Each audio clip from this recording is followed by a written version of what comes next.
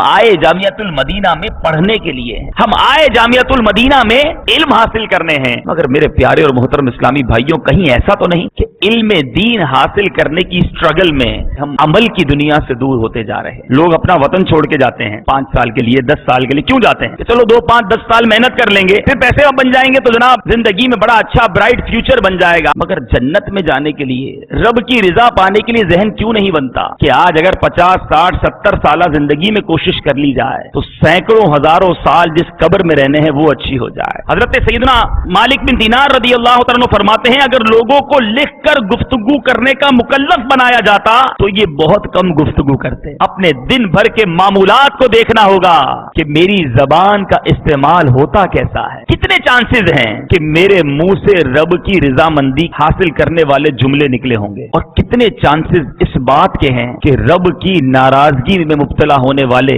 میرے منہ سے الفاظ نکلے ہوں۔ زبان ہی سے تو انسان جھوٹ بولتا ہے، زبان ہی سے تو غیبت ہو جاتی ہے، اور یہ زبان ہی تو ہے جو کسی کے دل کے ٹکڑے ٹکڑے کر دیتے۔ میں مبلغ بنوں سنتوں کا، خوب چرچا کروں سنتوں کا، ہو کرم بہر خاک مدینہ۔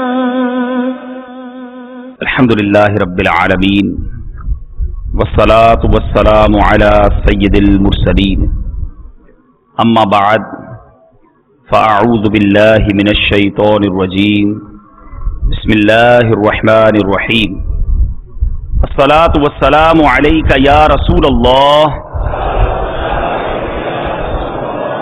وعلی آلک واصحابک یا حبیب اللہ، الصلاة والسلام علیک یا نبی اللہ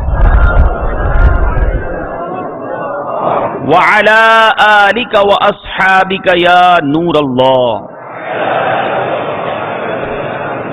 نویت سنت الاعتکاف۔ میرے پیارے اور محترم اسلامی بھائیوں، درود پاک پڑھنے کے بے شمار فضائل و برکات ہیں۔ پیکر حسن و جمال، دافع رنج و ملال، صاحب جود و نوال، رسول بے مثال، بی بی آمنہ کے لال صلی اللہ تعالی علیہ وسلم کی ذات با کمال پر درود پاک پڑھنا بہت ساری برکتوں رحمتوں کا موجب ہے۔ بہت سارے واقعات، بہت ساری احادیث درود پاک کے فضائل میں ملتے ہیں۔ ایک بڑی پیاری حدیث پاک حضرت عبداللہ بن عمر رضی اللہ تعالیٰ عنہما سے مروی ہے۔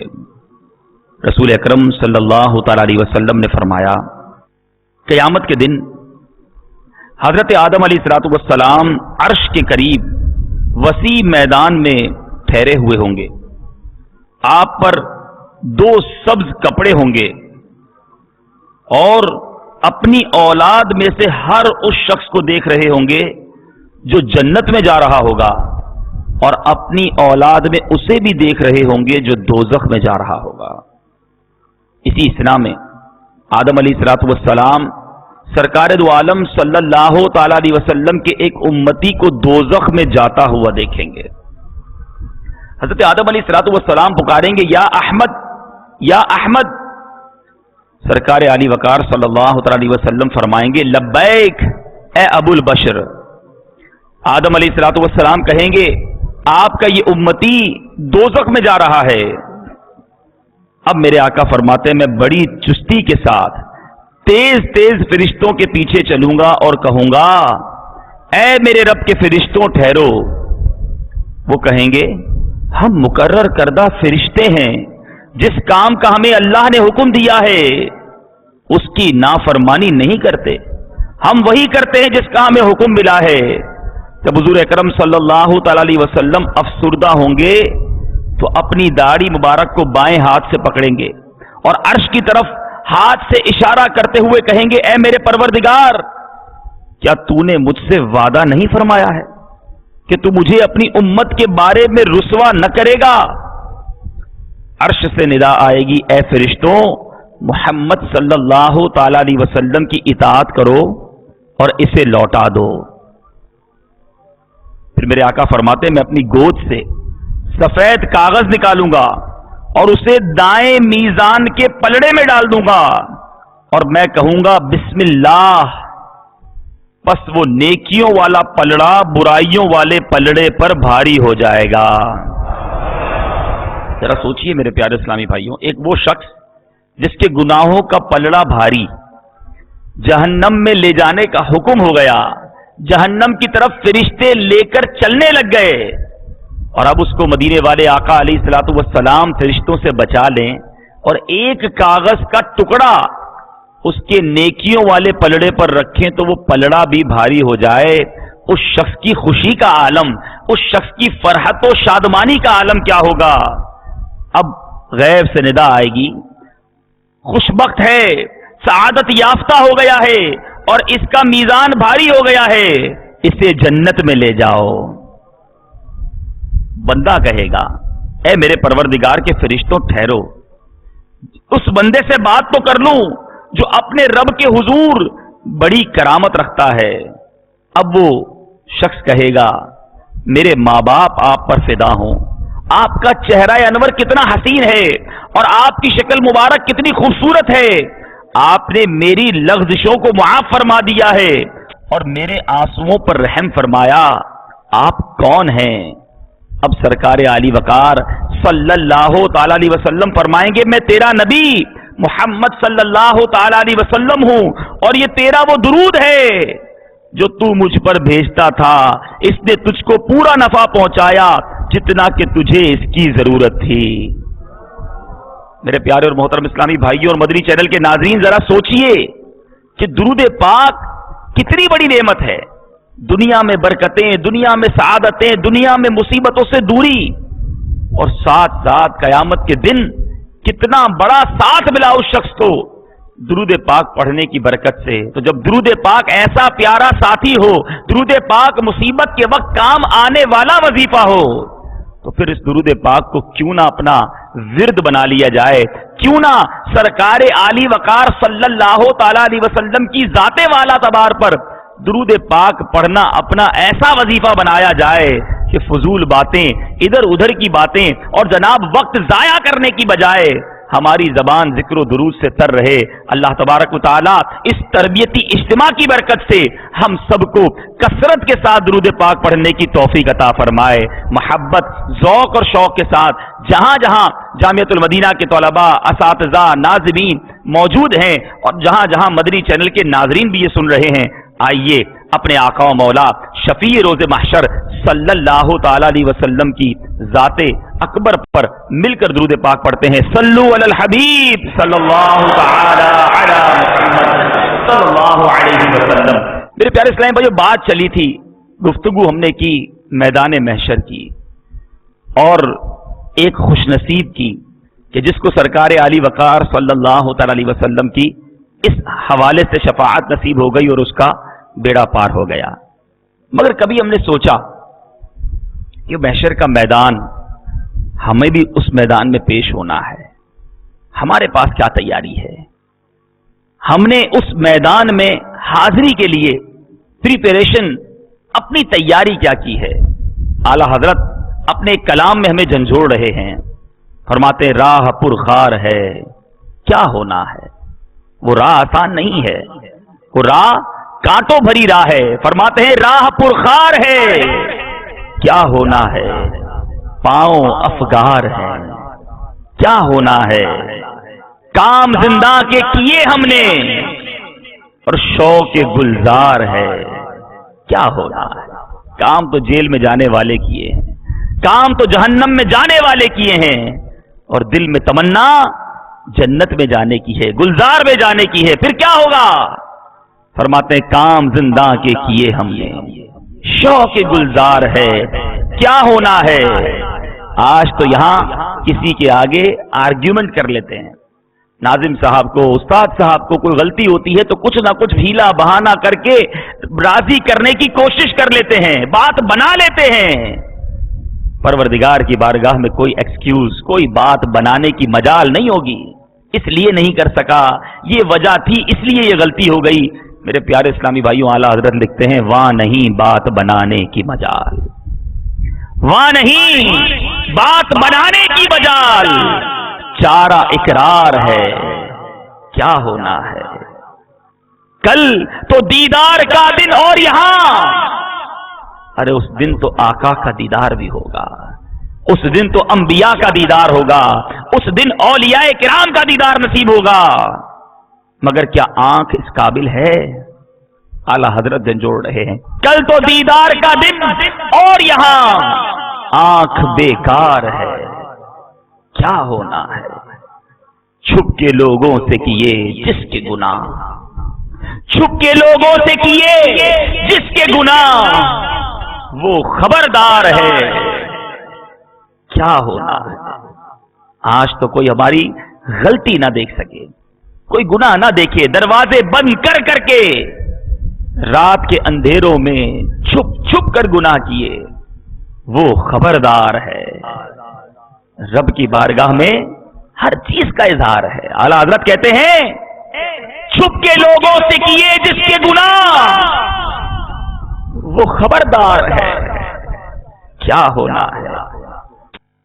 اے میرے پیارے اور محترم اسلامی بھائیوں، بہت زبردست یہ کلام لکھنے کے بعد اعلیٰ حضرت تسلی بھی دے رہے ہیں کہ مایوس مت ہو، توبہ کر لو، رب کی رحمت سے کبھی امید رکھو، رب کی رحمت کا دامن تھام لو. پھر فرماتے ہیں کیوں رضا کڑتے ہو ہنستے اٹھو، کیوں رضا کڑتے ہو ہنستے اٹھو جب وہ غفار ہے. کیا ہونا ہے؟ تو میرے پیارے اور محترم اسلامی بھائیوں، ٹھیک ہے ہم آئے جامعۃ المدینہ میں پڑھنے کے لیے ہیں، ہم آئے جامعۃ المدینہ میں علم حاصل کرنے ہیں، ہم آئے جامعۃ المدینہ میں عالم دین بننے کے لیے ہیں. مگر میرے پیارے اور محترم اسلامی بھائیوں، کہیں ایسا تو نہیں کہ علم دین حاصل کرنے کی سٹرگل میں، علم دین حاصل کرنے کی کوشش میں، علم دین ہی کے پیچھے بڑی اچھی بات ہے محنت کرتے کرتے، لیکن کہیں ایسا تو نہیں کہ ہم عمل کی دنیا سے دور ہوتے جا رہے ہیں. اگر جامعہ میں رہ کر بھی میرا عمل کمزور ہے، اگر جامعۃ المدینہ میں رہ کر بھی میرے گناہوں کا سلسلہ جاری ہے، تو میرے پیارے اسلامی بھائیوں پھر میں کس طرف جا رہا ہوں؟ اس تربیتی اجتماع میں ہمیں عمل کا جام بھی پلانے کی کوشش کی جائے گی، ہمیں با عمل عالم دین بننا ہے.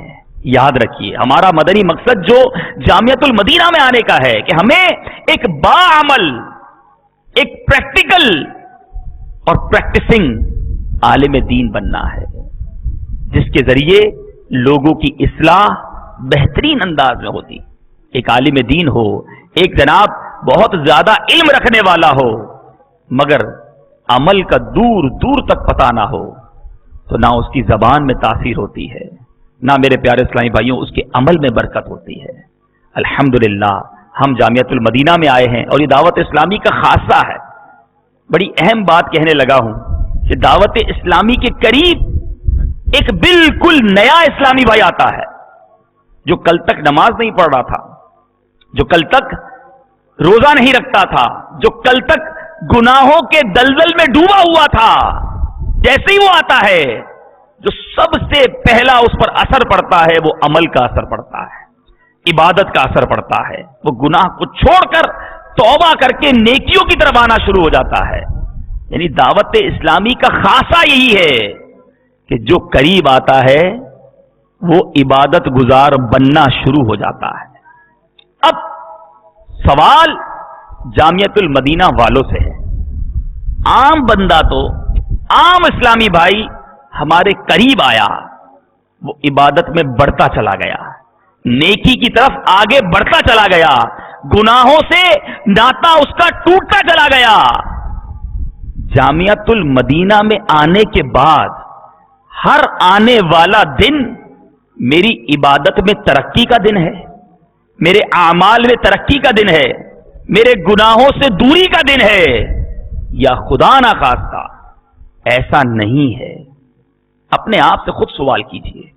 الحمدللہ ہمارے جامعات میں تہجد گزار طلبہ بھی ہیں، الحمدللہ ہمارے جامعات میں بہت سارے اسلامی بھائی کثرت کے ساتھ روزے رکھنے والے بھی ہیں، الحمدللہ نوافل کا سلسلہ، تلاوت کا سلسلہ، نو ڈاؤٹ. مگر ہمیں ایک ایک انڈیویجول پر بات کرنی ہے، ہمیں ایک ایک انفرادی اسلامی بھائی پر بات کرنی ہے، جہاں ایسے عبادت گزار، ایسے میرے پیارے اور محترم اسلامی بھائیوں نیکیوں کے حریص اسلامی بھائی بھی موجود ہیں، وہاں کچھ کمزوریاں بھی ہو جاتی ہیں. اور آج جب تربیتی اجتماع میں آئے ہیں، ہمیں اپنے آپ کو ریکٹیفائی کرنا ہے، ہمیں اپنے آپ کو ایک بار پھر چیک کرنا ہے کہ کہیں ایسا تو نہیں کہ کل ماحول میں آنے والا گناہوں سے تائب ہو گیا، سچی توبہ کر لی، شراب پیتے پیتے زندگی گزر گئی، مگر جب اجتماع میں آیا دل کو چوٹ لگی، اس نے شراب کو بھول گیا، سالوں سے نماز نہیں پڑھتا تھا، اجتماع میں آیا، امیر اہل سنت کا بیان سنا، کسی مبلغ کا بیان سنا، دل پر چوٹ لگی، نمازیں شروع ہو گئی، جماعتوں کی پابندی ہو گئی، تلاوت قرآن ہو گئی، اس کی آنکھیں حرام دیکھتے دیکھتے تھکتی نہ تھیں. اور امیر اہل سنت نے جب نگاہیں نیچی رکھنے کا درس دیا تو وہ گناہگار جو کچھ دنوں پہلے اس کی آنکھیں تھکتی نہ تھی حرام دیکھتے دیکھتے، اب وہ نگاہیں نیچی کیے کفل مدینہ لگائے گھوم رہا ہے. ایسا ڈفرنس، ایسا فرق ایک نئے اسلامی بھائی میں تو آ رہا ہے. اور جناب مجھے کئی سال ہو گئے جامعہ میں، اور میرا اور اس میں فرق یہ ہے کہ میں تو عالم بھی بن رہا ہوں، میں تو جناب علم دین کی سیڑھیاں چڑھتا چلا جا رہا ہوں، میرے دل میں علم دین کا نور اترتا چلا جا رہا ہے، اور مجھ سے میرے مرکز کی امیدیں بھی بڑھتی چلی جا رہی ہیں.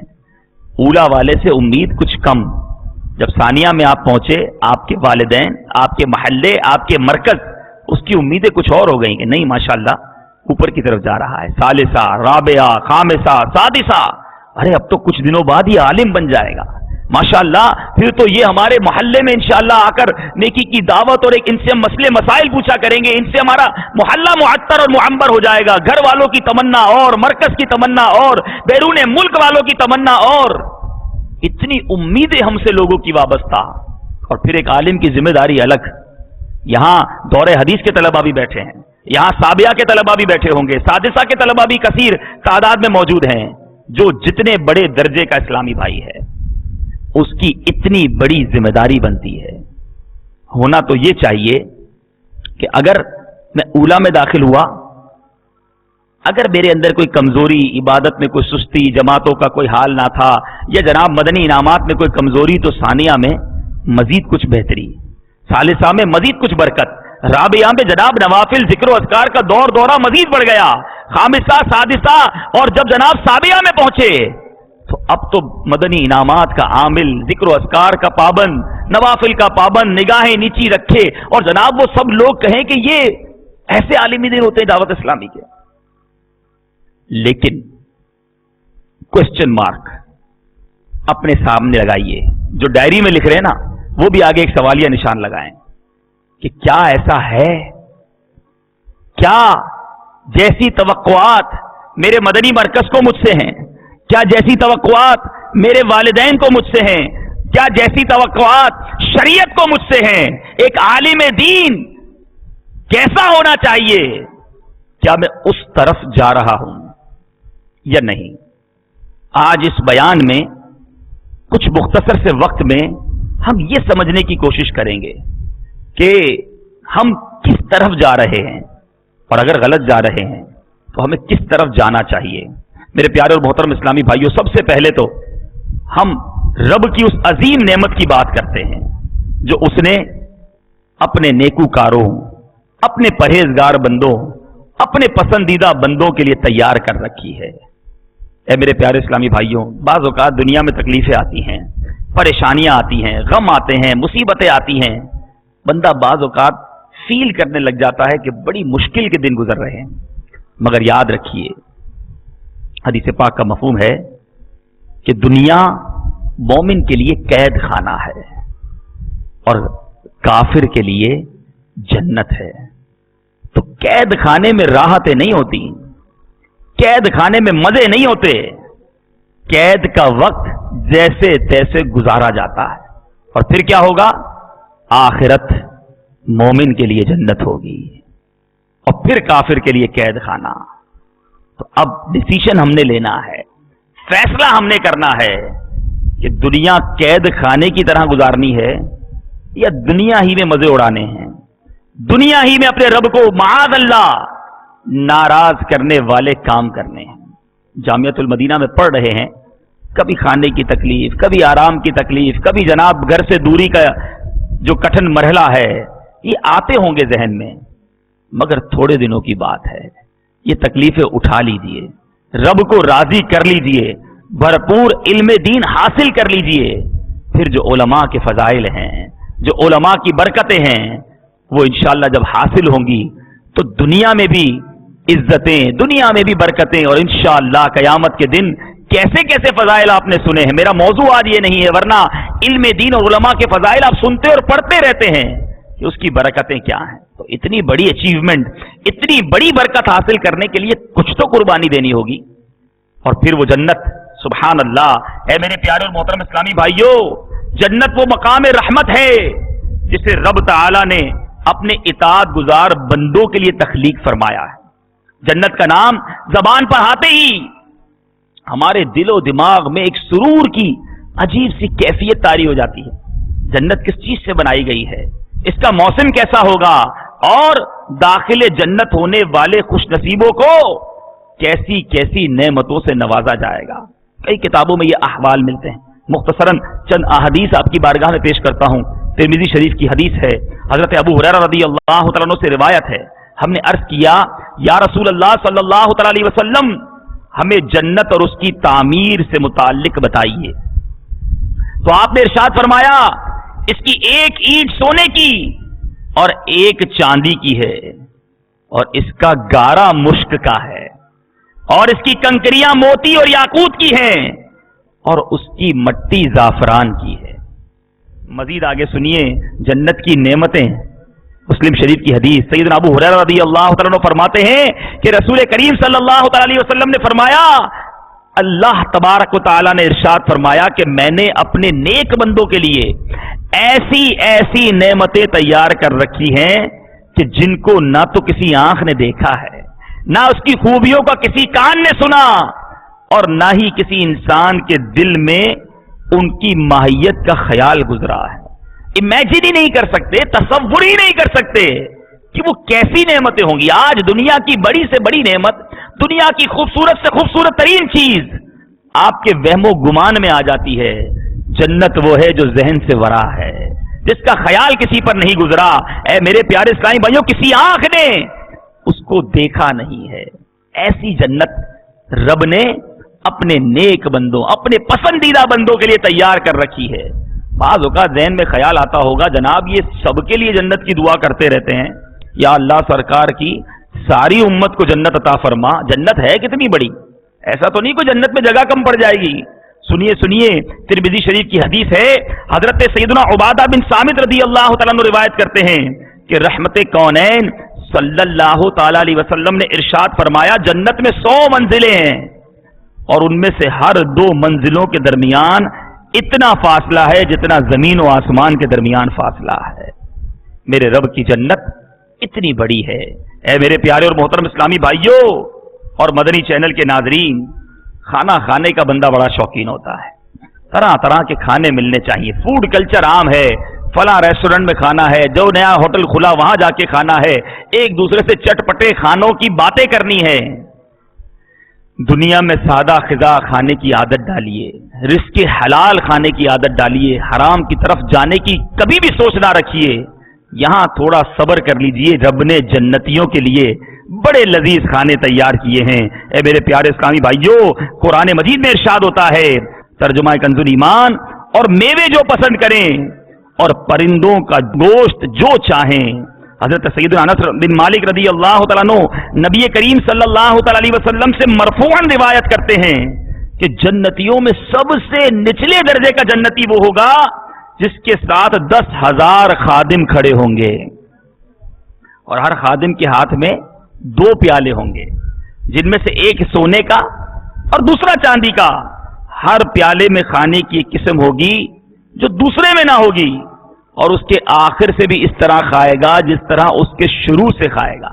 آج کوئی لذیذ سے لذیذ کھانا سامنے رکھ دیا جائے، شروع میں بڑا اچھا لگتا ہے، مگر جب پیٹ بھرنے والا ہو اب اس کا مزہ ختم ہونا شروع ہو جاتا ہے. پھر کہیں جناب اور کھائیے، کہتے نہیں اب پیٹ بھر گیا اب نہیں کھانا. ارے اور کھائیے، نہیں اب نہیں کھا سکتا. جنتی جس طرح پہلا لقمہ کھاتے وقت مزہ اٹھائے گا، اس کے آخری لقمے تک اس کو اسی طرح کا لطف آتا رہے گا. اور میرے پیارے اسلامی بھائیوں، ہر پیالے کے اندر مزہ جدا ہوگا. اے میرے پیارے اور محترم اسلامی بھائیوں، یہ جنت کی جو باتیں ہیں کس طرح دل میں سرور پیدا کر رہی ہیں. آج دنیا میں ایک اور بڑی چیز کو نوٹیفائی کیا جاتا ہے، غور کیا جاتا ہے کہ موسم کس جگہ کا اچھا ہے. فلاں ملک چلنا ہے، وہاں کا موسم بڑا اچھا ہے. فلاں شہر چلو، وہاں جناب موسم بڑا اچھا ہوتا ہے، ویدر بڑا اچھا ہوتا ہے. جنت کا موسم کیسا ہوگا؟ اللہ اللہ. میرے پیارے اسلامی بھائیوں، جنت میں دنیا کی مثل گرمی یا سردی کی شدت کا سامنا نہیں ہوگا، بلکہ اس میں انتہائی خوشگوار اور معتدل موسم ہوگا. قرآن حکیم میں ہے، ترجمہ کنز ایمان، نہ اس میں دھوپ دیکھیں گے نہ ٹھٹر، نہ سخت سردی دیکھیں گے، ایک معتدل، ایک ماڈریٹ کلائمیٹ ہوگا. اے میرے پیارے اور محترم اسلامی بھائیوں، جنت کا دنیا میں برائی کرنے کا ایک اور بڑا ذریعہ غیر محرم عورتوں کو تکنا اور اس طرح کی خواہشات رکھنا، بدکاری کی طرف مسلمان کا چلے جانا، برے افعال کی طرف اپنے آپ کو لے جانا. تھوڑا صبر کر لیجئے، تھوڑی تو زندگی ہے. حلال ذرائع جو رب نے عطا کیے ہیں اس کو اپنانے کی کوشش کیجئے. حرام کی طرف نہ اپنی آنکھوں کو اٹھنے دیجئے، نہ اپنے قدم اٹھنے دیجئے. یہ تھوڑا عرصہ صبر میں گزار لیں گے تو میرے پیارے اسلامی بھائیوں، رب نے جنتیوں کے لیے حوریں تیار کی ہیں. قرآن مجید میں ارشاد ہوتا ہے، ترجمہ کنز ایمان، اور ان جنتیوں کے پاس وہ بیویاں ہیں کہ اپنے شوہر کے سوا اور کسی کی طرف آنکھ نہیں اٹھاتی. ایک عمر کی یہ ہے وہ جس کا تمہیں وعدہ دیا جاتا ہے. حساب کے دن بے شک یہ ہمارا رزق ہے، کبھی ختم نہ ہوگا. حضرت سیدنا ابو سعید رضی اللہ تعالیٰ عنہ روایت کرتے ہیں کہ سرور کونین صلی اللہ تعالی علیہ وسلم نے ارشاد فرمایا، سب سے ادنا جنتی کو 80,000 خادم اور 72 حوریں دی جائیں گی. اب میرے پیارے اسلامی بھائیوں، یہ ساری باتیں سننے کے بعد ذہن بن رہا ہوگا کہ ہم بھی جنت میں جائیں، جنت سے محروم نہ کیے جائیں. اور جنتیوں کے لیے جو سب سے بڑا انعام ہوگا وہ کیا ہوگا؟ حضرت سیدنا ابو سعید خدری رضی اللہ تعالیٰ عنہ سے روایت ہے کہ رسول اکرم صلی اللہ تعالی علیہ وسلم نے فرمایا، بے شک اللہ عز و جل اہل جنت سے فرمائے گا، اے جنتیوں. تو وہ عرض کریں گے، اے ہمارے رب، ہم حاضر ہیں اور بھلائی تو تیرے ہی دستے قدرت میں ہے. اللہ تعالیٰ فرمائے گا، کیا تم راضی ہو؟ تو وہ عرض کریں گے، اے ہمارے رب، ہم کیوں نہ راضی ہوں کہ تو نے ہمیں وہ کچھ عطا فرمایا جو تو نے اپنی مخلوق میں سے کسی کو عطا نہیں فرمایا. تو اللہ عز و جل فرمائے گا، میں تمہیں اس سے بھی افضل نعمت نہ عطا فرماؤں؟ وہ عرض کریں گے، اس سے افضل شے کون سی ہوگی؟ تو اللہ عز و جل فرمائے گا، میں تمہیں اپنی رضا سونپتا ہوں، لہذا آج کے بعد کبھی تم سے ناراض نہ ہوں گا. یعنی رب کی دائمی رضا، ہمیشہ ہمیشہ رب کی رضا حاصل ہو جائے گی. میرے پیارے اسلامی بھائیوں، پھر رب کا دیدار بھی عطا کیا جائے گا. جنت کی نعمتیں اتنی کہ اسی پر بیان کرتے چلے جائیں تو وقت ختم ہو سکتا ہے. مگر اب سوچنا یہ ہے، آج اگر کسی کو کہا جائے 2-4 سال ذرا مشکل کے گزار لو، تکلیف کے گزار لو، پھر اس کے بعد عیش و آرام کی زندگی ملے گی. لوگ اپنا وطن چھوڑ کے جاتے ہیں 5 سال کے لیے، 10 سال کے لیے. کیوں جاتے ہیں؟ کہ چلو 2-5-10 سال محنت کر لیں گے، پھر ساری زندگی مزے اڑائیں گے، پھر پیسے بن جائیں گے تو جناب زندگی میں بڑا اچھا برائٹ فیوچر بن جائے گا. آج کسی اسٹوڈنٹ سے پوچھیں، وہ جناب بہت پڑھتا ہے کہ چلو بھائی یہ ڈگری حاصل ہو جائے گی، 2-5 سال محنت کر لوں پھر آرام کی زندگی گزرے گی.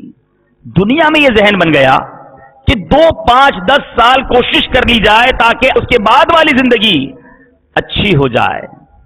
مگر جنت میں جانے کے لیے، رب کی رضا پانے کے لیے ذہن کیوں نہیں بنتا کہ آج اگر 50, 60, 70 سالہ زندگی میں کوشش کر لی جائے تو سینکڑوں ہزاروں سال جس قبر میں رہنے ہیں وہ اچھی ہو جائے، محشر کے دن کی سختی سے بچ جاؤں اور پھر ہمیشہ ابدی نعمتیں حاصل کرنے کے لیے جنت میرا مقام بن جائے. تو دنیا میں کوشش کرنی ہوگی، دنیا میں تکلیف اٹھانی ہوگی، اپنے نفس کے خلاف چلنے کی کوشش اور عادت کرنی ہوگی. جب جا کے آخرت کی نعمتیں حاصل ہوں گی۔ حضرت سیدنا مالک بن دینار رضی اللہ تعالیٰ عنہ فرماتے ہیں اگر لوگوں کو لکھ کر گفتگو کرنے کا مکلف بنایا جاتا تو یہ بہت کم گفتگو کرتے۔ جب لکھنا پڑتا ہے تو بندہ کہتا ہے اس بات کی ضرورت ہی نہیں ہے، چھوڑو کیا کرنے کی ضرورت ہے، لیکن اگر زبان سے کہنا ہے تو سب بول دینا ہے، جو نہیں بولنے کا وہ بھی بول دینا ہے۔ رسول اکرم صلی اللہ تعالی علیہ وسلم کا فرمان ہے کہ بندہ زبان سے بھلائی کا ایک کلمہ نکالتا ہے اور اس کے باعث اللہ عز و جل قیامت تک اپنی رضامندی لکھ دیتا ہے، اور بے شک ایک بندہ اپنی زبان سے ایک برا کلمہ نکالتا ہے تو اللہ عز و جل اس کی بنا پر اس کے لیے قیامت تک اپنی ناراضگی لکھ دیتا ہے۔ آج میری زبان تو خاموشی نہیں ہوتی، فضول باتیں، لطیفے، آج دوستوں میں مقبول بننے کے لیے طرح طرح کی باتیں کرتا چلا جاتا ہوں، کہیں ایسا نہ ہو سارا سفر بیکار ہو جائے، جامعہ میں بھی رہوں، علم بھی حاصل کرتا رہوں اور رب بھی ناراض ہو جائے، ارے پھر تو تف ہے میری زندگی پر۔ زبان ہی سے تو انسان جھوٹ بولتا ہے، زبان ہی سے تو غیبت ہو جاتی ہے، ارے یہ زبان ہی تو ہے جو کسی کے دل کے ٹکڑے ٹکڑے کر دیتی ہے۔ میں مبلغ بنوں سنتوں کا، خوب چرچا کروں سنتوں کا، ہو کرم بہر خاک مدینہ۔